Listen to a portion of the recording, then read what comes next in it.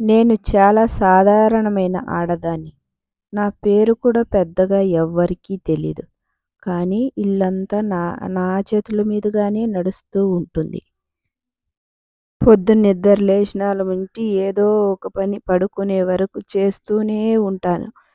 కళ్ళు తెరవగానే పిల్లలకు స్కూల్ బ్యాగులు, భర్తకు కాఫీలు, టీలు, అత్తమామలకు కాఫీలు, టీలు, మళ్ళీ క్యారేజ్ కట్టాలి.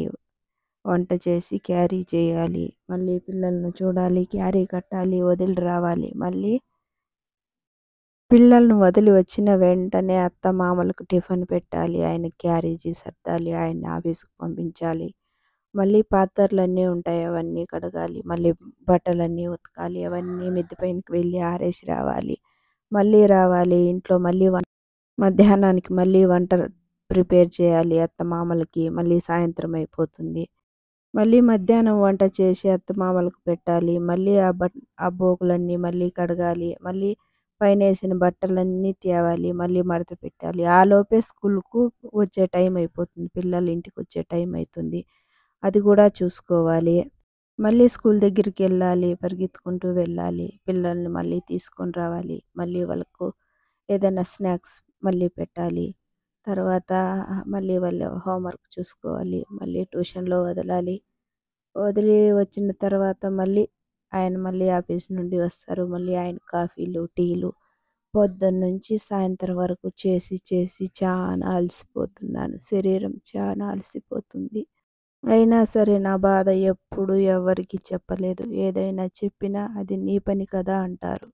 అప్పుడు నేను నాకే చెప్పుకుంటాను. అవును, ఇది నా పనే కదా, నేనే చేసుకోవాలి అనుకుంటూ ఉంటాను.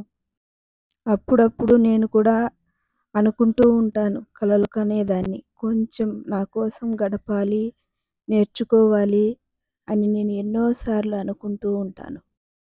కానీ ఇప్పుడు కలలన్నీ వంట పాత్రల్లో కలిసిపోయాయి. కొన్నిసార్లు అద్దం ముందు చూసుకుని నా ముఖంలో నేను నవ్వుకుంటూ ఉంటాను. బాధ ఎవ్వరికీ కనపడకుండా. కానీ ఒక్కొక్కసారి నాకు నేనే చెప్పుకుంటూ ఉంటాను. ఇది నా జీవితమే కదా, ఇదే కదా జీవితం అని నాకు నేను ధైర్యం చెప్పుకుంటూ నా కన్నీళ్లు కనిపిస్తే ఇంట్లో వాళ్ళు బలహీనపడిపోతారు. అందుకే నవ్వుతూ దాచేస్తా నా బాధంతా. ఈ పనులన్నీ సరిపోక మళ్ళీ అత్తమామల దగ్గర అనిపించుకోవాలి. ఆడబిడ్డలంటూ ఉంటారు. ఎత్తు పొడుపు మాటలు, ఆ మాటలకు చాలా బాధ అవుతుంది.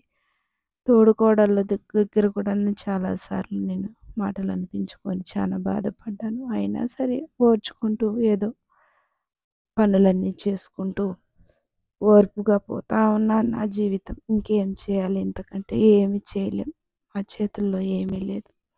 లేచినప్పటి నుండి పనుకునే వరకు ఒకే పని. వంటల దగ్గరనే వంట గదిలోనే సరిపోతూ ఉంటుంది. సాయంకాలం మళ్ళీ పడుకునేటప్పుడు మళ్ళీ పాత్రలన్నీ కడగాలి. మళ్ళీ లేవడానికి అన్నీ తయారు చేసి పెట్టుకోవాలి. పొద్దున్నే మళ్ళీ పిల్లలకి క్యారియరు ఏం చేయాలి, స్నాక్స్ ఏం కట్టేయాలి, క్యారీకి ఏం చేయాలి, మళ్ళీ ఏం కూర. పడుకున్నాక కూడా మనశ్శాంతి ఉండదు. తెల్లారిపోతుంది. క్యారీ కట్టాలి, అన్నం చేయాలి, వంట చేయాలి, పాత్రలుంటాయి, అన్ని పనులుంటాయి. ఇదే రేయి కూడాను కలలో కూడాను వంట పనులు, ఇంటి పనులే కనిపిస్తాయి తప్ప నాకంటూ ఒక ఏమీ లేకుండా పోతా ఉంది. ఎక్కడన్నా బయట కాసేపు తిరిగొద్దాం, వెళ్దామన్నా కూడా టైం లేదు. ఇదే సరిపోతా ఉంది.